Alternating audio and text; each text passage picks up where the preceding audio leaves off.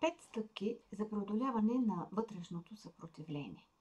Когато не искаш да работиш с себе си, не искаш да предприемаш иначе необходими, важни за тебе стъпки, когато нещо в теб се дърпа, отказва, отлага, какво да направим? Когато усещането е трябва, ала не искам. Не искам да поема отговорност, не искам да си направя практиката, не се усещам така, сякаш съм готов да направя онова, телефонното обаждане. Тоест, съпротивлението е по-силно от мен. Ето какво да направиш тогава. Аз сега ще говоря, а ти слушай и веднага прилагай в себе си стъпките във вътрешен план. Така, най-напред настрой се на твоето тяло.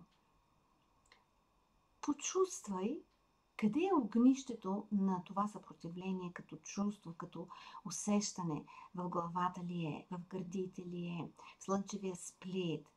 Намери го.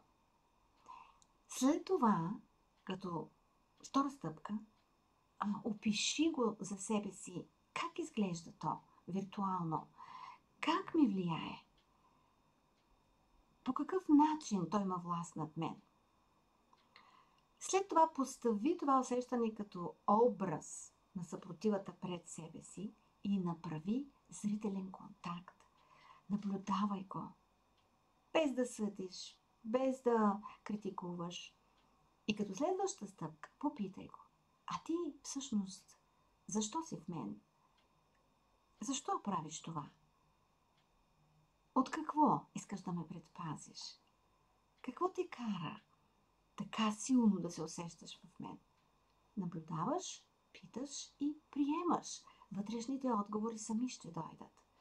Тук трябва да говориш със сърцето, а не да анализираш с главата. И като следваща стъпка, кажи му, покажи ми онова мое аз, на което ти започна да влияеш. Малкото дете, на което ти започна да влияеш за първи път, или на юношата в мен. Защо се появи ти тогава в мен? И слушаш, приемаш отговорите, които идват. Следваща стъпка, даваш на това твое малко аз онова, което не му достига. Онова, заради което на него му се появява съпротивление. Какво е то? Какъв е дефицита? Питай и слушай. Може би прегръдка, любов, обяснение, прошка, подкрепа, увереност.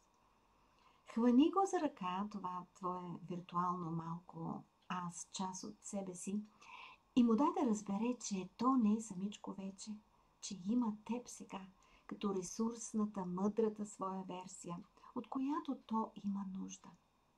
Да? И тогава позволи на образа на съпротивлението да се разсее, да започне да намалява, да изчезне, да избледне. А ти се слей с онова твое малко аз, което сега има теб и поради това е обновено, подкрепено, ресурсно. Когато се слееш с тази своя част, ти ставаш цялостен, защото тази твоя част, това си ти и ти си тази твоя малка част. Когато тя е в нересурсно състояние, страдаш целият ти като възрастния, който си днес. Това е една кратка практика за преодоляване на съпротивата в ход, докато преминаваш през своя ден. Ако това ти е ново, непознато, разбирам те. Заповядай на нашите практики за подсъзнателна промяна, в които основно и много често работим със своето вътрешно ментално-емоционално състояние, с отделните части вътре в цялото.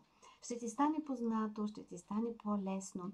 Това е само терапия. Това са практики, в които ти навлизаш навътре в себе си, в твоята лична история, като просто следваш моя глас. Като просто получаваш отвътре отговори на въпросите, които ти задавам. В описанието под това видео ще намериш линк за присъединяване към платформата на практики за подсъзнателна промяна в School.